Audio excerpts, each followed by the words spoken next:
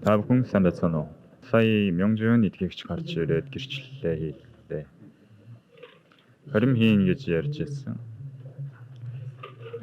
Би яг үнийг хэлэхэд хорим хийх нь сайн уу, муу юу гэдгийг мэдэхгүй байна. Харин цаашаа хараад байвал мэдэх байлгүй дээ, тийм ээ. Ийм дууны үг бас байд юм байлаа. Цаг өнгөрөхөөр л мэдэх болдог гэж. Залуу наснда ачаа буулганы хөнгөн харин хорим хийж эхлэхээр хүнд өгөгддөг ачаа буулга бол улам амьдралын ачаа хүнд болдог. Мёнжун итгэгч харин баяртай сэтгэлээр одоо гэрчлэл хийлээ. Хамтдаа Матай ном Библийн үгийг харцгаая. Матай номын 5 дугаар бүлгийн 13-аас уншаа. Матай 5-ын 13-аас уншаа.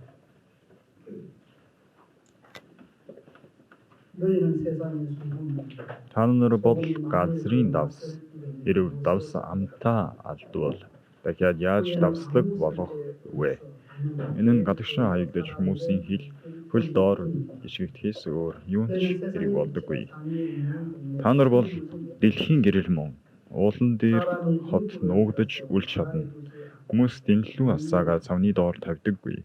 Харин дэнлүүний суурин дээр тавьдаг. Тэр нь гэрт байгаа бүгдэд гэрлээ тусгадаг билээ. Хүмүүс та нарын сайн үйлсийг хараад Тэнгэр дэх эцгийг танд алдаршуулахын тулд та нарын гэрэл тэдний өмнө тийхүү гэрэлдэг. 16 дугаар ишлэл хүртэл уншлаа.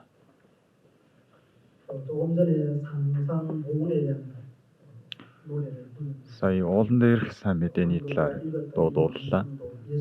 Сая бидний өнөөдөр уншсан энэ ишлэл ч гэсэн Есүс амаараа бидэнд айлдсан үг байгаа. Бас уулан дээр гарч тараасан сургаал номлол мөн юм аа.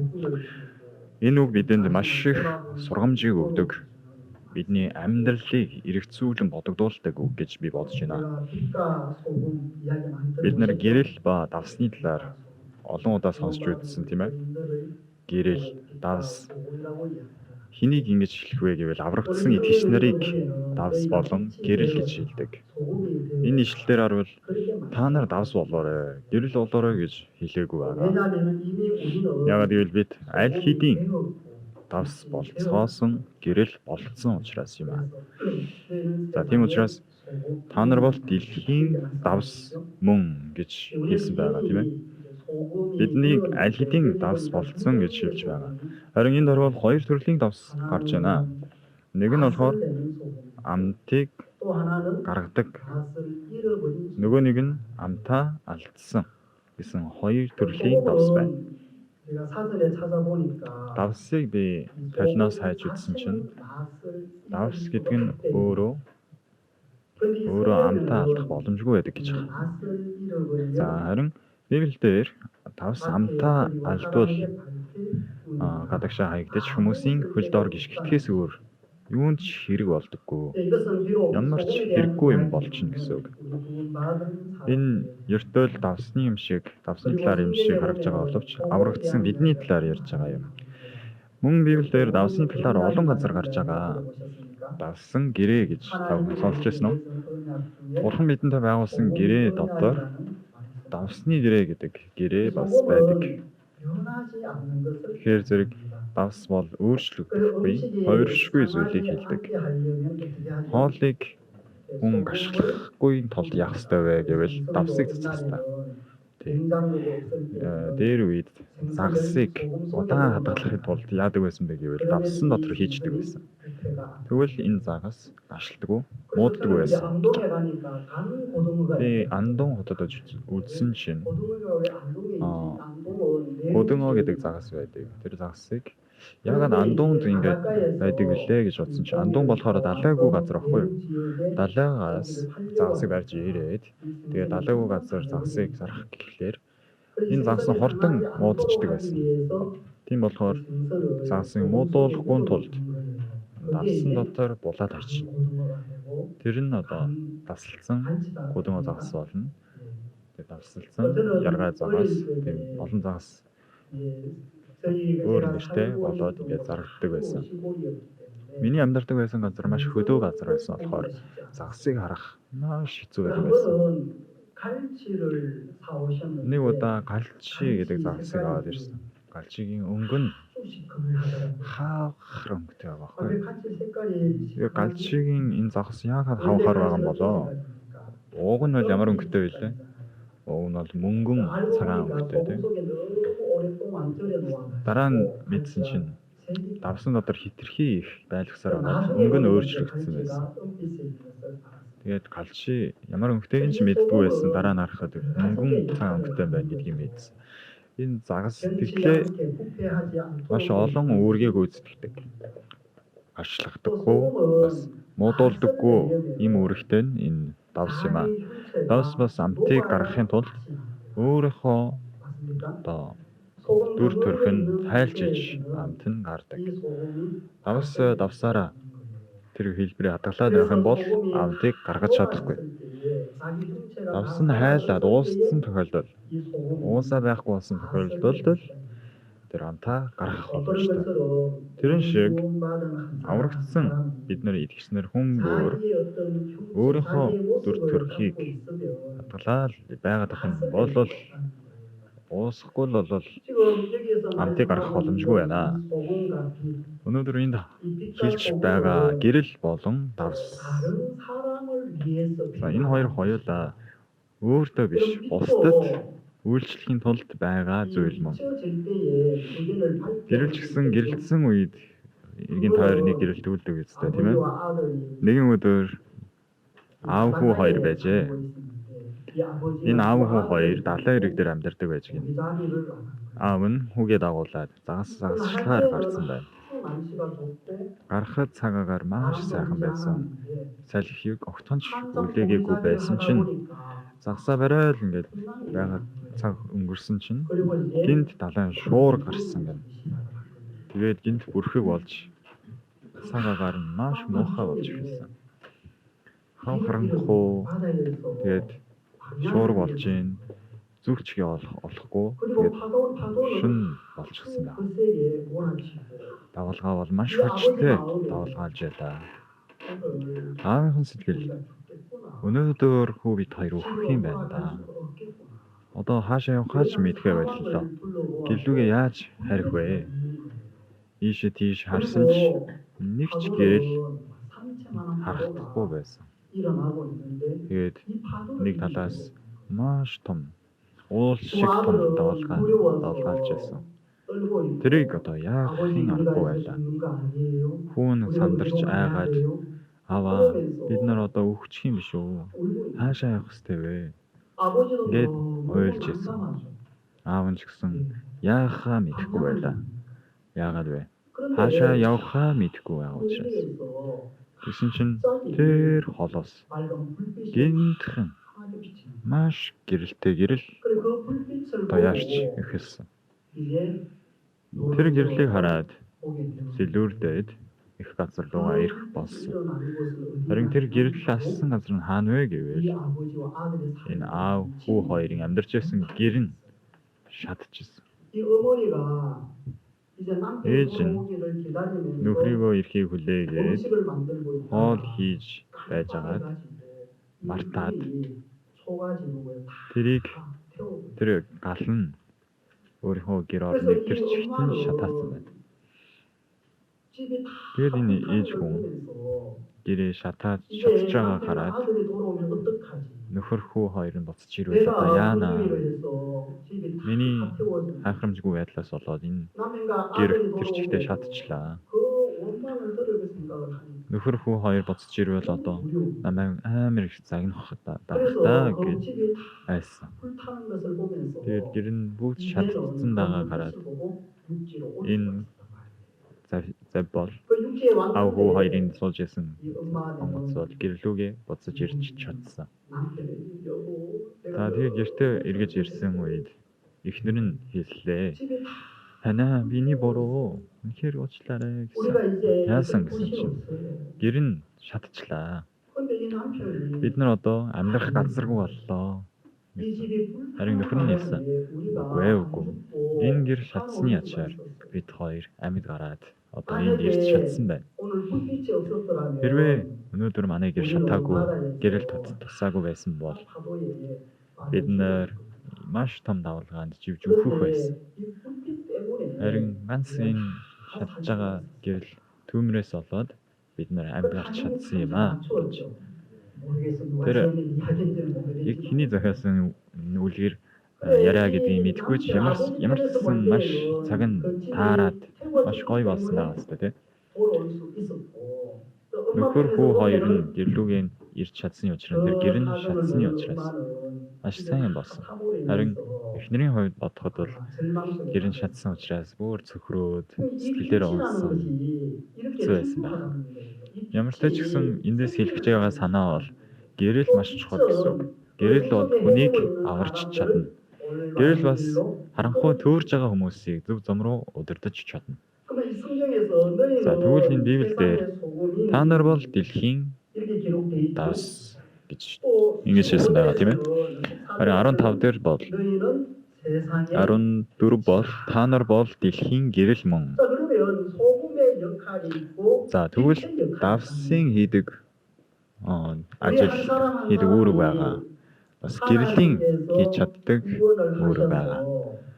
Бурхан та бүхэн хүн бүрийн дотор ажиллаа хийж биднээр дамжуулан хийх гэсэн зөвлөж чигсэн байгаа гэсэн үг. Давс бол давсын хийдэг энэ ажил байгаа. Давсан хийж чаддаг ажлууд олон ажлууд байгаа. Харин ямарваа юмыг муудуулахгүй чадвар давсан байдаг. Бас давсын үүрэг юм. Тэгэхээр зэрэг Бурхан бидэнд өгсөн үүрэг хариуцлага юу юм бэ? Юу вэ гэвэл хувирдаггүй, үл мууддаг энэ сайн мэдээ. Бурханы үгийг хүмүүс тараах ажил юм. Бурхан бидэнд энэ сайн мэдээний ажлыг хийх гэж энд дуудсан юм. Та нар бол дэлхийн гэрэл мөн. Та нар бол газрын давс. За тэгвэл энэ давсын хийх ёстой ажил үүрэг хариуцлага маш том байгаа юм шиг бид нарт хийх ёстой ажил үүрэг хариуцлага маш том байгаа. Харин тэр давсын үүрэг гүйцэтгэж чадахгүй байгаа даа. Тэр нь юу вэ? Давс нь өөрийнхөө амтыг алдж гинэ гэсэн утгатай юм. Амтаа алдвал дахиад яаж давслаг болох вэ? Энэ нь гадагшаа хаягдаж хүмүүсийн хөл дор гიშгтээс өөр юунд ч хэрэг болдоггүй. Давс өөрийнхөө үүрэг хариуцлага гүйцэтгэж чадахгүй бол хаягдаж хүмүүсийн хөлд гიშгдэнэ гэсэн. Давс ямарваа зүйлд шингэгдэж ороод уулж ороод амтаа гарахгүй бол хэрэггүй болно гэсэн. Давс өөрийнхөө үүрэг хариуцлагаа гүйцэтгэхгүй бол ямар ч хэрэггүй болно. Хаягхаас ямар ч хэрэггүй учраас гიშгэгдэхээс өөр аргагүй болно. Зөвхөн давсны талаар ярьж байгаа гэж юу? Үгүй ээ. Өнөөдөр энэ газар сууж байгаас энэ үгийг сонсож байгаа та бүхэнд бас надад зориулж хэлж байгаа Бурханы үг юм аа. Бурхан та бүхэн хүн бүрийг дуудсан шалтгаан байгаа, учир байгаа. Та бүхэн хүн болгонд өгсөн амлалт байгаа. Бас үүрэг хариуцлага байгаа. Бид нар тэр болгон дээр нь яг зохих ёстой байдалд ороод ашиглуулж бас тэр үүргийг гүйцэтгсэн цагт Бурхан та бүхнийг маш сайн хүн гэж хэлнэ. Харин энэ ажилд та бүхэн ашиглуулахгүй, энэ үүргийг гүйцэтгэхгүй байгаа бол хаягдахаас өөр аргагүй гэдгийг та бүхэн хэлмээр байна. Амтыг гаргахын тулд яах ёстой вэ? Уусах ёстой. Харин амтаа гарахгүй байна гэдэг бол юу гэсэн үг вэ? Уусахгүй байна гэсэн үг. Уусах дургүй байна гэсэн үг. Өөрийнхөө зангаараа зөрүүдлээд байна гэсэн үг. Энэ нь юу гэсэн үг вэ? Бид нар итгэлийн амьдралаар амьдарч байгаа. Бид нар Бурханд итгэж амьдарч байна. Харин Бурханд итгэхийн хамгийн суур ойлголт нь юу вэ гэвэл өөрийгөө үгүйсгэх юм. Өөрийнхөө дүр төрхийг уусгана гэдэг нь юу гэсэн үг вэ гэвэл би өөрийгөө Бурханы үгийн өмнө өөрийгөө үгүйсгэнэ гэсэн үг. Өөрийгөө үгүйсгэх. За ингэснээр Христ бидний дотор гарч ирж биднээр дамжуулан Христийн дүр төрх гарч ирэх ёстой. Харин хүмүүс өөрийнхөө зөрүүлж байна гэдэг бол өөрөө уусахгүй байна гэсэн үг. Өөрийгөө үгүйсэхгүй байна. Өөрийгөө бас хаглахгүй байна гэсэн үг. миний зангаараа, миний дур зоргоор амьдарч байгаа гэсэнтэй адил мөн аврал авахаас өмнө надад байсан цан аргашин, надад байсан үзэл бодлороо үргэлжлүүлэн ингээд зөрүүлээд явж байгаа гэдэгтэй адилхан юм аа. За тэгвэл бид нар Есүсийн шав болохын тулд, Есүсийн дотор ороод амьдрахын тулд яах ёстой вэ? Есүс миний дотор орж ирээд намайг өдөртөн залгах ёстой. Харин бид нар өөрийнхөө бодлоор, өөрийнхөө чадлаараа миний дотор ингээд хоригдоод ингээд байх юм бол Бурхны үг биднийг өдөртөж чадахгүй гэсэн. Чадахгүй. Амд маш чухал. Давс амтаа гаргахын тулд давс нь уусчиж туслан амтыг гаргадагтай адил. Бид бол энэ газрын давс. Бурхан аль хэдийн бидний энэ газрын давс гэж хэлсэн байгаа. Та нар бол газрын давс. Та нар дэлхийн гэрэл мөн. Тэгвэл өөрийгөө үгүйсгэх юм бол надаар дамжуулан энэ давсны амтыг амсаж суулж чадахгүй юу? Чаднаа. Би уусгал юм бол амт бол аяандаа гарчна. Би энийг давслаг болгоно гэж хичээх ёстой хэрэггүй. Хичээх ёсгүй. Зүгээр уусгал юм бол болно. Харин уусахгүй, хайлахгүй байгаа давс бол яг амтыг гаргаж чадахгүй юу? Давс хайлахгүй давс байдаг. Тийм давс бол амтаа гаргаж чадахгүй. Энэ газар сууж байгаа зарим итгэгчнэр ч гэсэн зарим нь ингэдэг. Өөрийгөө байнга гүйцэтгэдэг. Өөрийгөө хайдаг хүмүүс байна. Нэг юм болохоор тэр болсон асуудлынхаа өмнө өөрийгөө эргцүүлэн бодож энэ асуудал дээр би ямар нэгэн одоо юу яасан уу, ингэсэн үү, тэгсэн үү гэж өөрийгөө бодож өөрийгөө бодлыг хайдаг хүмүүс байгаа. Тийм хүмүүс бол сүнслэг хүмүүс гэж хэлнэ. Сүнслэг талын хүмүүс. За харин Бурхан бидэнд асуудлыг өгсөн. Бас та бүхний амьдралд Бурхан хөндлөнгөөс нь ингээд оролцоод юмыг өгөөд байгаа. Харин Бурханыг бодох биш. Та бүхэн сэтгэлээ маш зөрүү зан гаргаад тийм юм болохоор Бурханы өмнө бууж өгөөд ингэх ёстой шүү дээ. Бурхан минь надад туслаарай, ийм биш заяа. Уурлаад, гомдлоод Бурхан минь надад яагаад ийм юм тохиолдуулж байгаа гэж гомддог хүмүүс байдаг. Хамт Библийн үгийг харцгаая. Левит номын 2-ын 13-ыг харъя. 2-ын 13. Түүнээс гадна та нар эдийн өргөл болгоныг давсаар амтал. Ингэснээр та нарын Бурхны гэрээний давс нь эдийн өргөлд чинь дутагдахгүй байх юм. Бүх өргөлийнхөө хамт та нар давс өргөх түн. За, Бурханд өргөдөг тахилын дотор эдийн өргөл гэж байгаа. Эдийн өргөл дотор юу хийгсэн бэ? Давсаар амтал гэсэн. Чи Бурханы эдийн өргөл болгоныг давсаар амтал. Ингэснээр та нарын Бурханы гэрээний давс нь эдийн өргөлд чинь дутагдахгүй байх юм.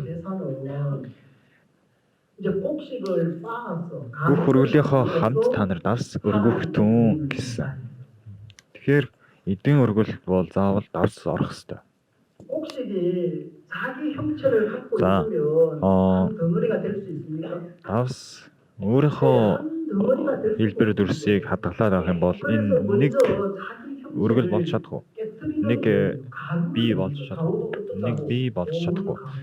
Тийм учраас энийг бүтэн нэг бий болгохын тулд түүнийг унтгалах хэрэгтэй. Унтгалах юм бол түүний өөрийнхөө хэлбэр дүрсийг одоо хадгалсан байх уу эсвэл байхгүй болсон байх уу? Өөрийнхөө дүрс бол байхгүй болчихно. Тэгээд тэр өргөлийн дүрсэл хадгалах. Өнөөдөр харсан чи манай ихнэр ач нарт хэмээн нунтаглаад нэг шингийн юмд хойлоод өгчээсэн. Тэр миний бэр асуусан. Энэ юу вэ гэж асуусан чинь нэг нунтаг гэж хариулсан. Юу хийснийг би мартчихлаа. Энэ самарны нунтаг үйлөө одоо юу илээ? Нунтагдсан учраас одоо тэрийг яг юу гэдгийг бол хүмүүс таамаглахгүй. Энэ юу юм болоо гэж мэдэхгүй болохоор асуусан. Тэгэхээр нунтаг бол 가루가 됐다. өөрийн хэлбэр дүрсгэж байхгүй болно гэсэн үг. Хүмүүс 소금을 үүнийг хараад ч юу гэдгийг мэдэхгүй. Тийм учраас нунтаглаад тэрэн дотор юу хийсэн бэ? Давс хийгдэн гэсэн. 그 가루 안에서 That's 소금을 what. 넣어서 어떤 음식을 만들고 떡을 음, 만들고 빵을 만든다면 Юмны дотор 이 ингээд давс 소금의 хийгээд 형체가 талхыг хийж 남아있겠습니까? ямар нэгэн одоо хоол хийх юм бол түүний дотор давс байгаа байхгүй хүмүүс хараад мэдхгүй бол хэн тэр нь уусчдаг үстэй. Хайлтгүй хайлтгүй юу? Тийм. Уусаад хайлаад байхгүй бол давс ч гэсэн урилч гэсэн тэр өөрийнхөө төрөлхийг алдаад байхгүй болчдөг.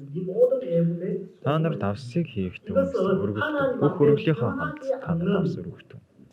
Энэ юу гэсэн үг вэ? Бурхны өмнө хувиршгүй өргөлийн өргөнө гэсэн. 자, 그런 것처럼 Үүний адилаар 우리 마음 Үүний адилаар Бурхан бидний сэтгэлд ч гэсэн бид нар өөрийнхөө хэлбэр дүрсгэж байх уу байхгүй юу? Байгаа. Та хүн болгонтой уулзаж үзвэл та бүхэн өөрт нь ингээд хатгалцсан байгаа.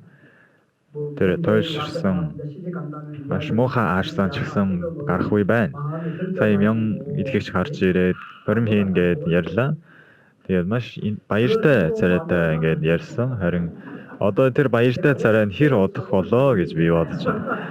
Энэ хүн чи яагаад давс цацаад байгаа юм бэ? Муу ёртой ингэж бодож магадгүй. Гэхдээ цаг хугацаа өнгөрвөл ойлгоно гэж би хэлмээр байсан. 이 자기 형체가 없어져요. Хамгийн гол нь өөрийн хэлбэр дүрсийг байхгүй болгох хэрэгтэй. 내가 Би ч гэсэн анх хорим хийхдээ хорим хийхэд бол хүн маргалтаж тэ их нэртэйгээ муудалцахгүй гэж боддог байсан. Харин нэг сар өнгөрөөд, 2 сар өнгөрөөд, 1 жил өнгөрөөд ингэсэн чинь сэтгэл таарахгүй зүйлүүд нэг нэгээр гарч ирээд эхэлсэн. Тэгээд хэдэн сар дахиад өнгөрсөн чинь маргаан гарах уу гарахгүй юу? Гарна шүү дээ. Яагаад вэ? Надад байгаа ингээд тогтсон зан амьдралын хэв маяг, миний эхнэрийн хэв маяг өөр шүү дээ. Тэ? Бүх зүйл нь өөр. Санхүүгийн одоо мөнгө ашигладаг хэв маяг байна уу? Хувцасдаг хэв маягч байна уу? Бүх зүйл хооллолдог хэв маяг бүх зүйл нь өөр. Энэ газар бас маш олон итгэгчийн сууж байна. Энэ газар байгаа бүх хүмүүсийн сэтгэл ижилхэн байх уу өөр ах уу? Өөрөө гэсэн үг. Тэгвэл яаж бид нар нэгдэж чадах вэ? Бид нар өөрийнхөө сэтгэлээр амьдраад, өөрийнхөө бодлоор, өөрийнхөөрөө зөрүүлээд ивэл нэгэн сэтгэлтэй байж чадах уу чадахгүй юу? Чадахгүй гэсэн үг. Тиймээс бидний өөрийн хэлбэр дүр байхгүй болох хэрэгтэй, нунтаг болох хэрэгтэй. Бидний хэлбэр дүрс нь нунтаглаад байхгүй болчих юм бол за энэ ч гэсэн яах вэ, тэгсэн ч яах вэ гэд ямар ч асуудал болохгүй гэсэн. Тийм учраас Бурханы тааламж тахилуудын дотор эдэн тахил гэж байгаа. Эдэн өргөл. Эдэн өргөлийг давсаар амтал гэсэн. Тэгжиж энэ нь дутагдахгүй байх болно. Бас айл энэ хувиршгүй, муудахгүй байх болно. Тэгэд үүнийг давсаар амтлахгүй бол давсан уусахгүй бол Бурханы үссэн эдэн өргөлөөс өөр болчихно. Тий. Таалагдахгүй өргөл болчихно. Бурхан та бүхний дуудсан шалтгаан байгаа болов байхгүй болов? Энэ газар суулгасан шалтгаан байгаа. Байж л таар. Энэ шалтгаан юу вэ? Өөр шалтгаан биш ээ. Бид нарыг дамжуулан сайн мэдээ тараах гэсэн. Энэ зорилгоор та бүхнийг дуудсан гэсэн үг. Та бүхэн сайн мэдээ тараасан ч яах вэ, тараагүй ч яах вэ гэж бодох биш. Энэ бол Бурханы бидэнд хүсэл юм аа.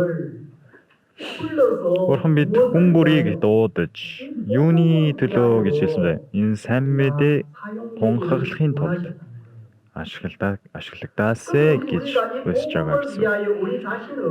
Тиймээс бидний сайн мэдээний төлөө өөрийгөө өргөлгүйгээр махан биеийн төлөө амьдарсаар өөрийнхөө шунал атаархлын төлөө амьдарсаар байвал тэр хүн Бурханд зохистой биш хүн гэсэн үг. Тийм хүн бол эцэстээ юунд ч хэрэггүй болж 다만 밖에 불리워 гадагшаа хаягдаад хүмүүсийн хөлд гიშгдэхээс өөр хэрэггүй болдог. 멀어질 수밖에 없다는 거죠. За. Хаягдахаас өөр аргагүй 교회 гинэ. 안에서도 이 Тийм 복음의 шүү. 어떤 표대를 가지고 Энэ сүм чуулган дотор 달려가는 бас 사람들은 сайн мэдээний 넘어지지 않아요. сэлүүрийг бариад урагшаа сэлүүрж байгаа 구원을 хүмүүс мэдээж 받고 교회 안에서 주를 바라보고 복음을 오늘 향하여 자기를 부드럽고 누리고 배고프고. 달려가는 사람들은 넘어지지 않아요. харин энэ сүм чуулганд сэлүүрээ сэлүүрдэхгүйгээр амьдрах 교회 안에 бол 있어도 энэ сүм чуулганд байсан 자기 ч гэсэн 욕심과 자기 욕망을 따라 살아가요. өөрийнхөө зөрүү зан өөрийнхоороо 자기 амьдрдаг 자신이 хүмүүс олон байдаг. 깨뜨려지지 않고 өөрийгөө хаагалж өөрийгөө нүдэж нунтаглахгүйгээр өөрийнхөө хэлбэр дүрсээ хадгалцсан нэгэ яваад байгаа хүмүүс 무너져요. удаан хугацаанд нэг худалгүйгээр нурж унах болдог. Бурхан бидэнд энэ сайн мэдээний төлөө урагшлуулад байгаагийн учир нь өөр зорилгоор биш. Тэр нь биднийг бидний амьдралыг сайхан болгодог учраас юм. За ингэж бодож болно.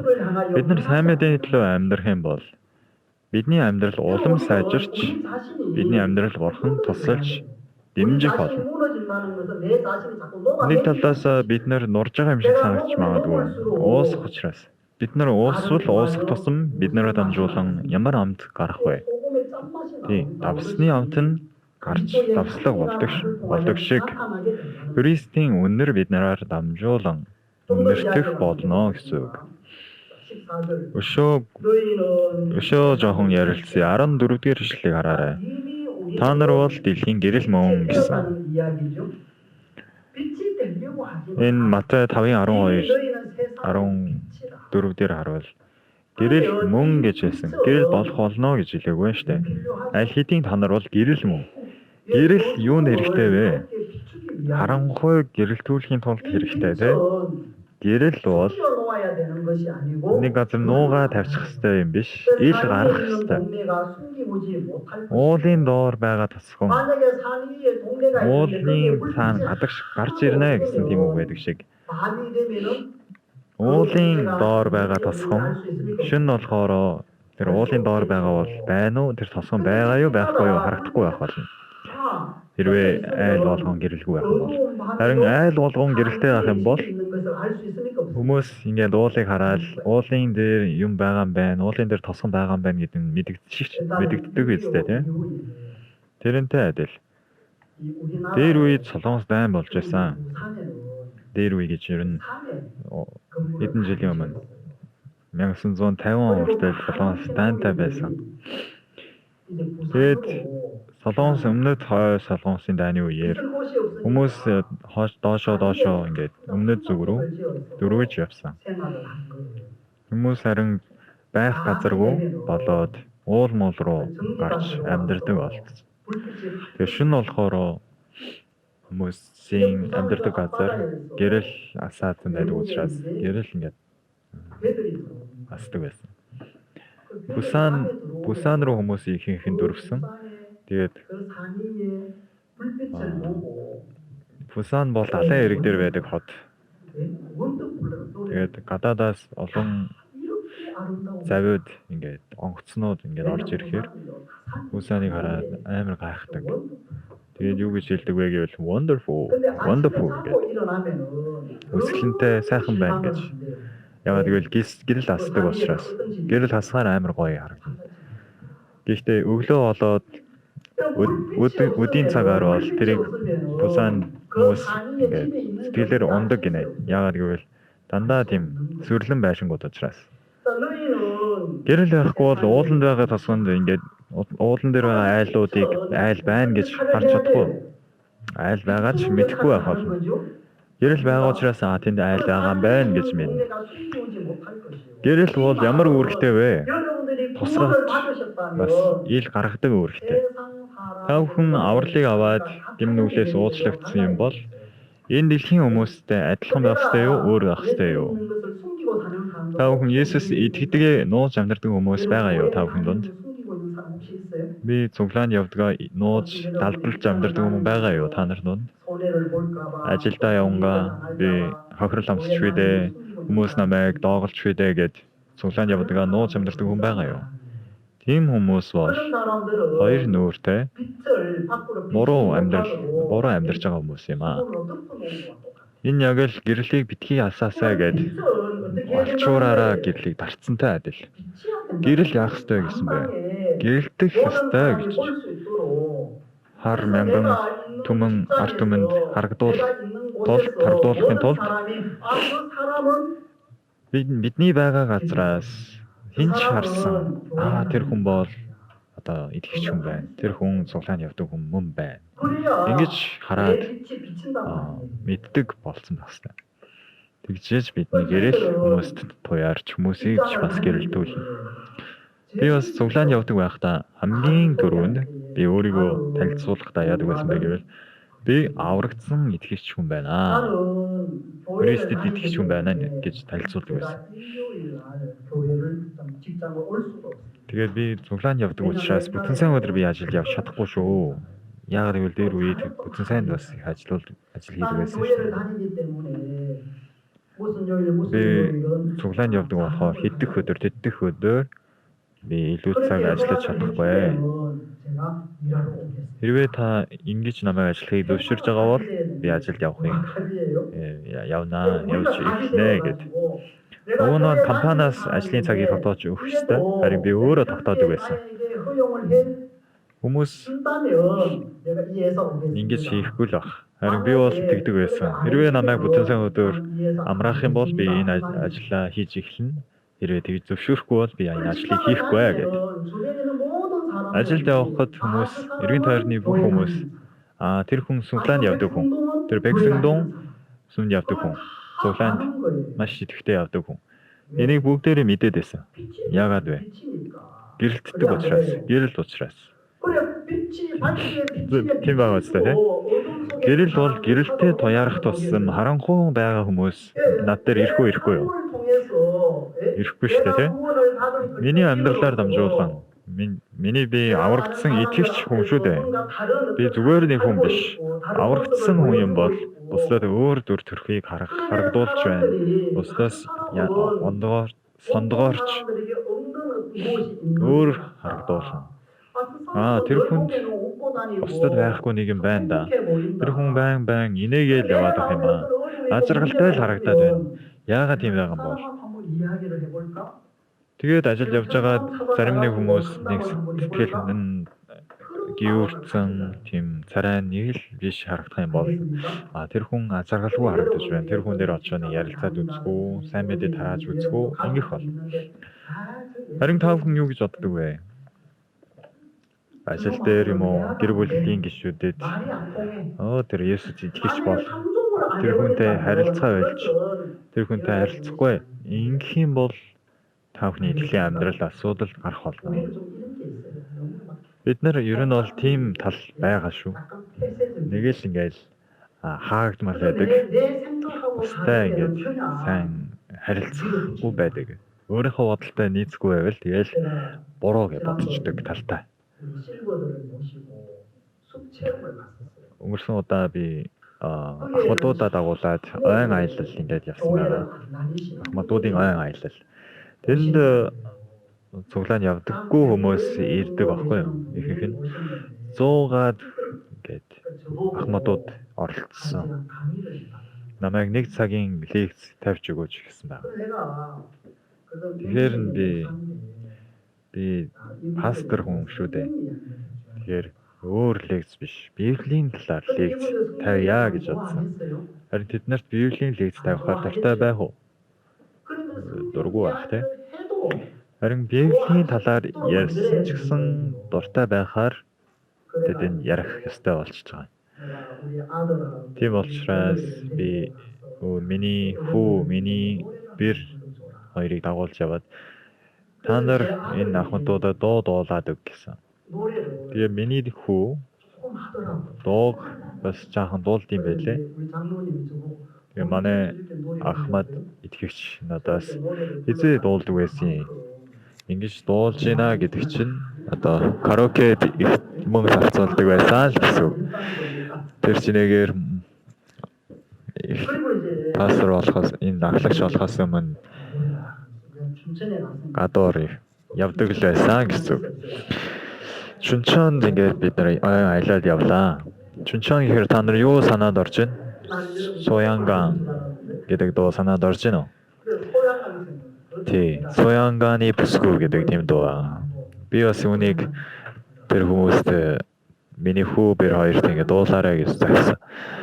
Тэгээд Соянган бүсгүй талаар ингээд дуулсан чинь бүгд бас мэдээд энэ охин дуудчихсан хамтдаа алга малга тушаад хамтдаа дуулсан. 그 다음에 이제 어머니 은혜 Тэрний дараа 모든 가정에 받으니까 ээжийн 어머니 은혜도 ивэл гэдэг энэ дуу дуулсан. Ихийн хайр гэдэг тэр дууг бас дуулсан. Ихийн хайр гэдэг дуу бол 5 сар бол гэр бүлийн сар гэж явдаг. Тэгээд энэ дууг дуулж өгөхөд агуудууд нь нулимс асгаруулж маш сайн сонссон. 그 다음에 내가 이제 Сэтгэл ингээд нээлттэй болсноо болоогүй юу? Нээлттэй болцсон. Тэр үед би гараа энэ дээр гараад 북치고 장구치고 다 했습니다. сургаал тараас. 무슨 소리인지 몰라가지고 Хүмүүстийн өмнө өнөөдөр манай гэр бүл дандаа энэ дээр гарч ирж гэн гэсэн чинь хүмүүс ойлгохгүй юм шиг царай гаргахаар нь сая дуулсан нь миний хүү, миний бэр хоёр байна гэж хэлсэн чинь илүү баяртай, дуртай байхыг харсан. Тэгээд би пастор байна гэж хэлэн яриагаа үргэлжлүүлсэн. Харин манай цуглаанд битгий ирээрэй гэж хэлсэн. Манай цуглаанд ирэх хэрэггүй. Энэ хүмүүсийг цуглаанд ирэх үедээ гэж айж исэн. Та нар манай цуглаанд ирэх хэрэггүй дээ. Харин та нар одоо нас өндөр болцсон, тэтгэрт гарсан, тэгээд даатгалд орсон. Тэгээд одоо тайван амьдарч байгаа гэж би бодож байна. Харин энэ газар дээр амьдрах амьдрал нь тайван байхаас гадна та нар энэ газраас хальсны дараагийн амьдралын даатгалыг нэг ороод орох аргыг зааж өгөө.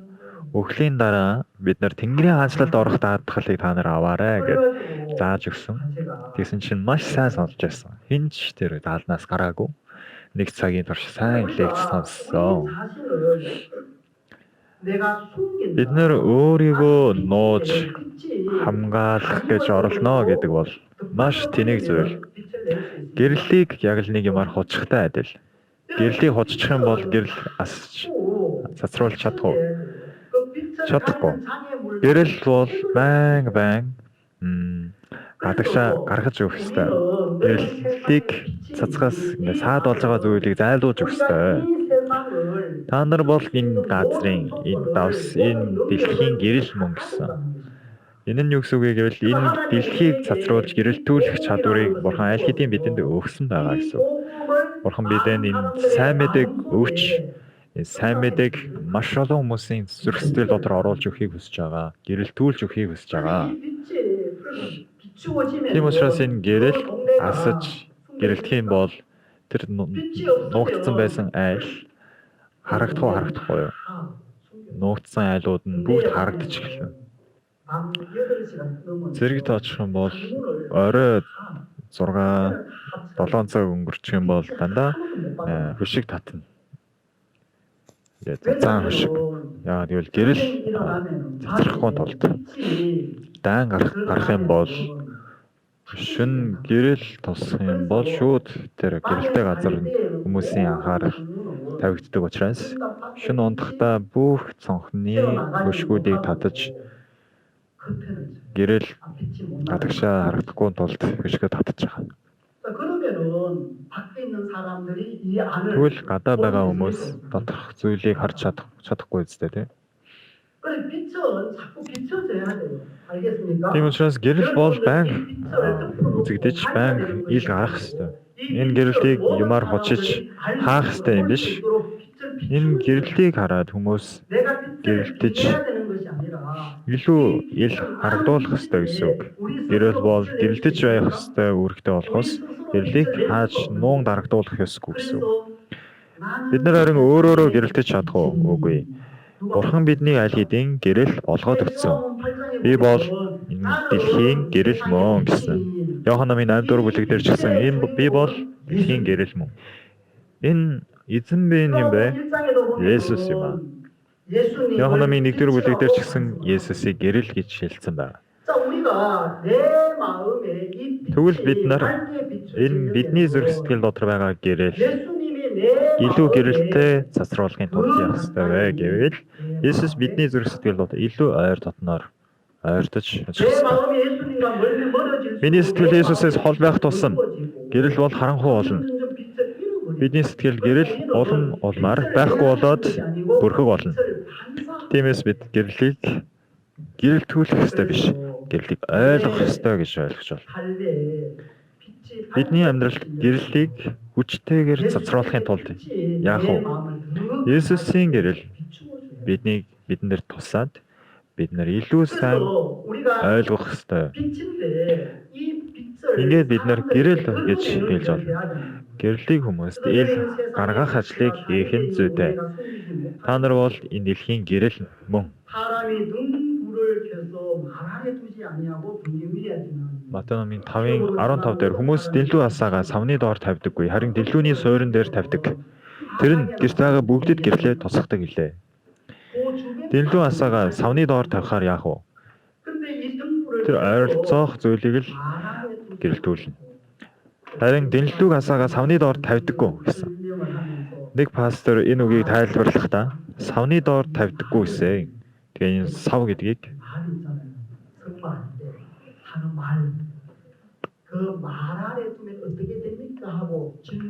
буруугаар ойлгоод морь гэдээ ойлгосон. Морины доор тавихаар одоо яах вэ гэж асуусан.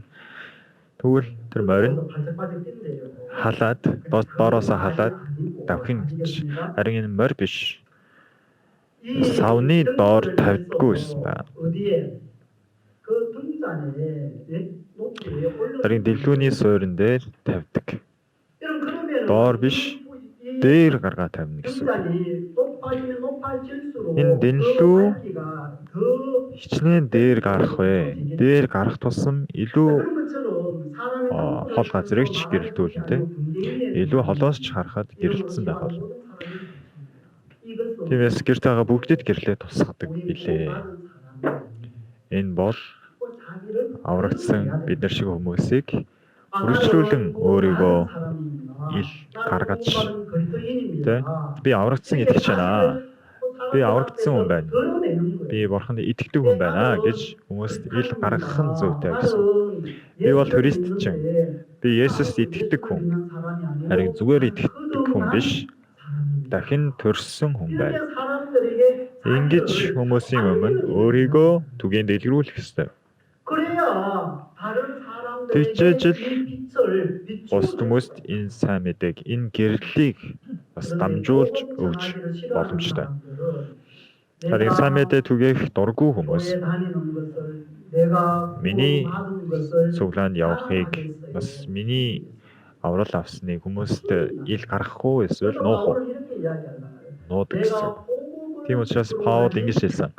Би энэ сайн мэдээнээс огтхон ч ичихгүй. Хүмүүсийн зүрх сэтгэл дотор энэ сайн мэдээнээс ичдэг, нуудаг хүмүүс байдаг. Магадгүй өнөөдрийн газар сууж байгаа хүмүүс дотор бас тийм сэтгэлтэй хүмүүс байгаа ах.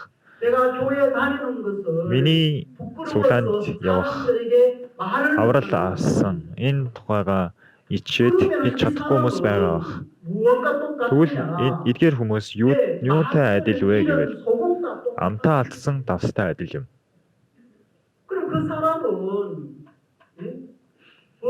Тэгвэл тэр хүн хайдаж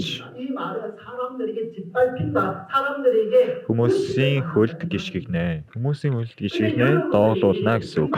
Шоолуулна гэсэн үг. Үнэхээр та нар тийм байх ёсгүй. Харин энэ хүн арай өөр юм аа. Тэр хүн арай л бусдаас өөр юм шиг байна. Түүний итгэдэг Есүс шиг жинхэнэ юм шиг байна. Түүний хэлэх үгийг сонсож үзэхэд л арай л нэг л өөрөө. Ингэж хүмүүс бидний амьдарч яваа энэ амьдралаар дамжуулан тэр хүн үнэхээр зөв замаар бурханд итгэж байгаа юм шиг байна шүү. Түүний хэлж байгаа нэг үг бүрийн дотроос Миний би 사람들이 무시하겠어요? хүмүүсийн ярьдаггүй зүйлийг ингээд заримдаа хийлдэг. Тэгэхээр хүмүүс намайг басаж доромжлохгүй байх уу? Намайг басахгүй байх бол хэдэн хоногийн өмнө 문제가 있어가지고 LH하고 조금 우리가 энэ ардлын талбайд LH гэдэг компанитай бид нар шахан өөрсөлдөж байгаа. 일방적으로 공사를 진행하는 Тэд нар энэ бүтээн байгуулалтын ажлыг бидэнтэй зөвшөөрлөцөхгүйгээр явуулсан. Тэгэхээр LH компани биднийг басаад байгаа юм байна. Энэ цуглаан бассан ч зүгээр гэж бодоод байх шиг байна. Тэгээд бид нараас зөвшөөрөл авалгүйгээр бидний ардлын талбайг шууд бүтээн байгуулалт руу орсон. Тэгээд гимгээсүү ахлах итгэгч рүү заалгаад ордоо ирээрээ гэж цуглаан харсан чинь цуг явах хүн байдгүй. Яагаад гэвэл би ганцаараа явахаар бас болохгүй. Тэгээд Линкольн ахлах сургуулийн хүүхдүүдийг бүгдийг гараад ир гэж хэлж байгаа. Дараа нь бас гараад ир гэвэл гараад ирээрээ за. Тэгээд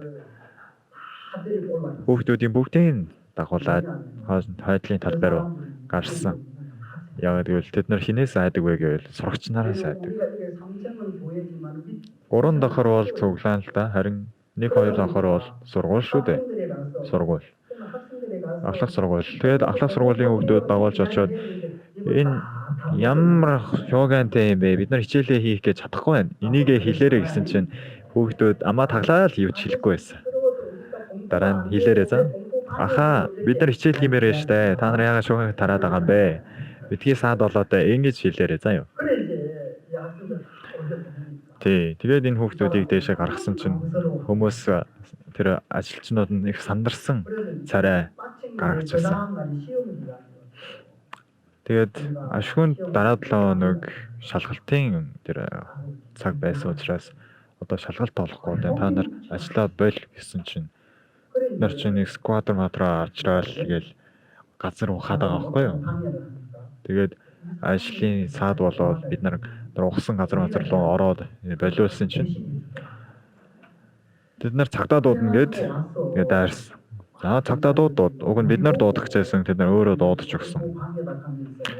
Тэгээд цагтаа нэрснээ бид нарыг бүр загнаад тий ажил хийхийг нь зөвшөөрөл авсан байгаа юм чинь ажлын хийлэг гээд бид нарыг ингээд загнаад байсан. Тэгээ намайг очсон чинь намайг ажлын саад болоод байна гээд шоронд аваачаад хийн гэж аахгүй. Та нараа айх байхгүй юу? Та нар бол айх баг. Харин би юунаас ч яагаагүй. Та нар намайг барьчлаа гэвэл барьчлаад аваад яв гэд миний гарыг бариулах гэсэн. Тэгсэн чинь хажууд настай хүн надаас та хэн бэ гэж асуусан. Би энэ цуглааны пастор байна гэсэн чинь харьцаж байгаа байдал нь шал өөр болцсон. Яагаад гэвэл пастортай хамаагүй харьцаж чадахгүй шүү дээ. Яагаад гэвэл энэ цуглаан чуулган бол томоохон байгууллага. Тэгээд энэ байгууллагын дарга нь пастор юм чинь. Тэд нар хамаагүй ингээд харилцаж чадахгүй.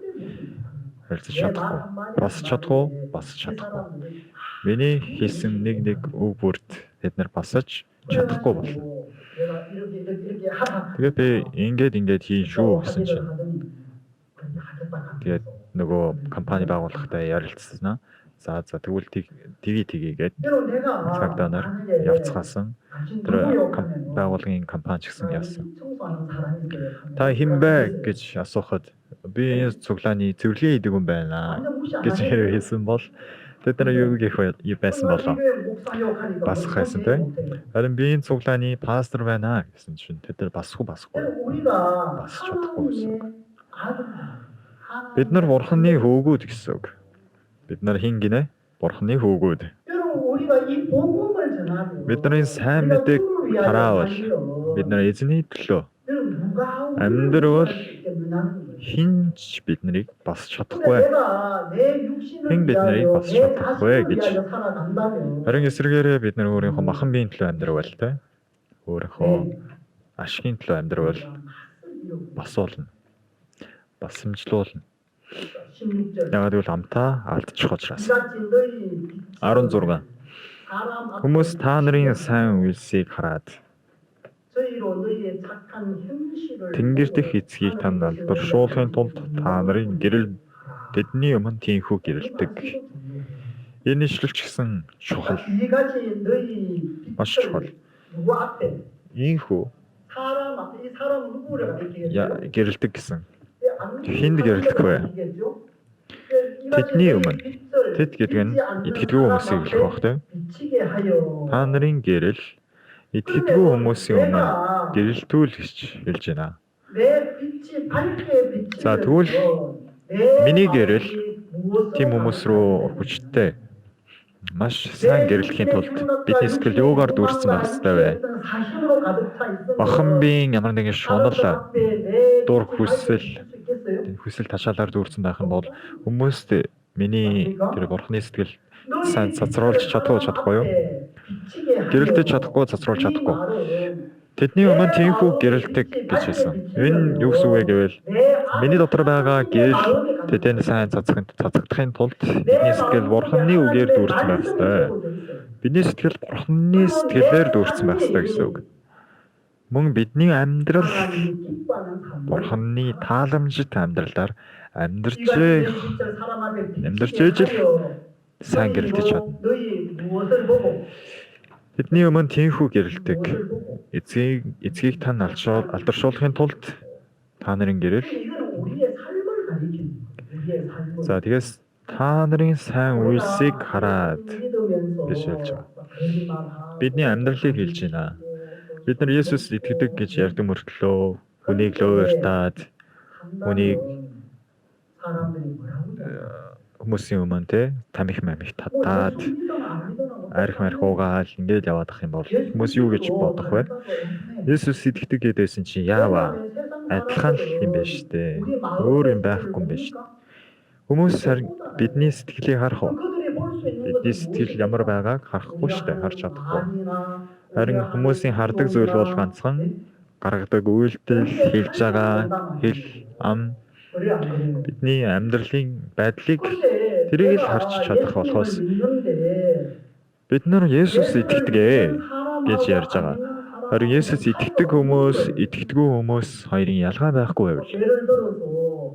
За жишээ нь ямар нэг ажлыг хийж байхад нэгч хүний өмнө ингээд ад үзэгдэхгүй гээл ингээд дайраад байвал миний ашигын төлөө л ингээд дайраад байвал хүмүүсийн нүдээр харахад ямар байх вэ?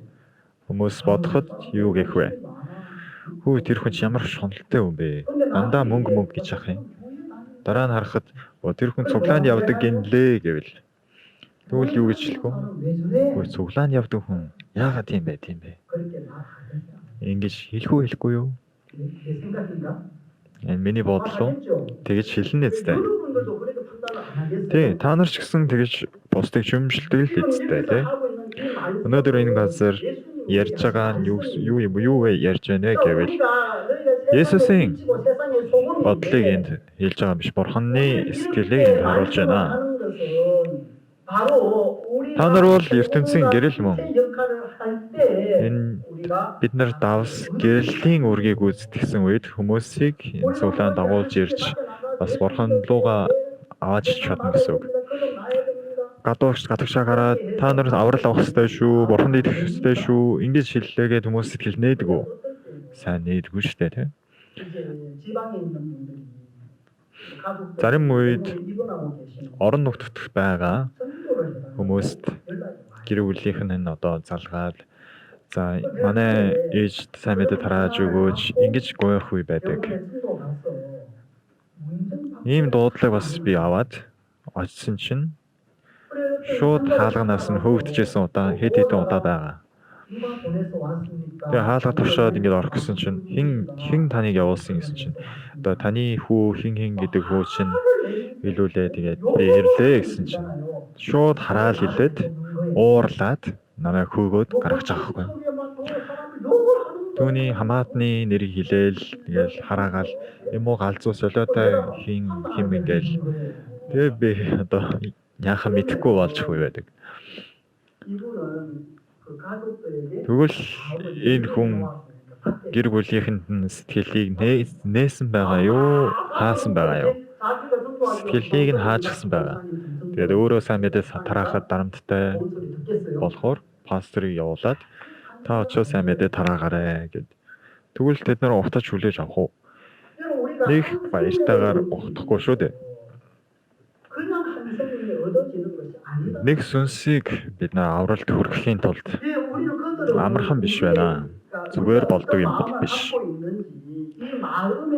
Бид нар ямар сэтгэлтэй байна вэ гэдгийг шалтгаалаад бид нар сэтгэлийн ертөнцийг сайн мэдэхгүй учраас хамгийн түрүүнд бид тэдний шүүмжлэлийн хардаг зүйл бол юу вэ?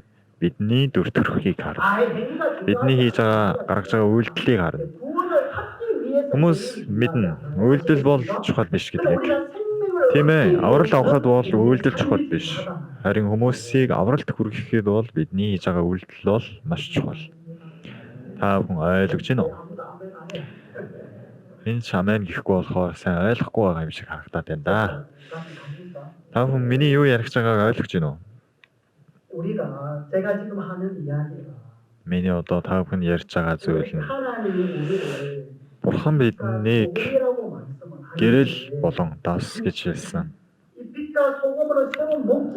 Харин гэрэл болон давс болгосны зорилго юу вэ? Та бүхнийг авралт тараалахын тулд юм аа. Энэ сайн мэдээг тараахын тулд хүмүүсээс сэтгэлийг нь олоод таашаалыг олох ёстой. Авах ёстой.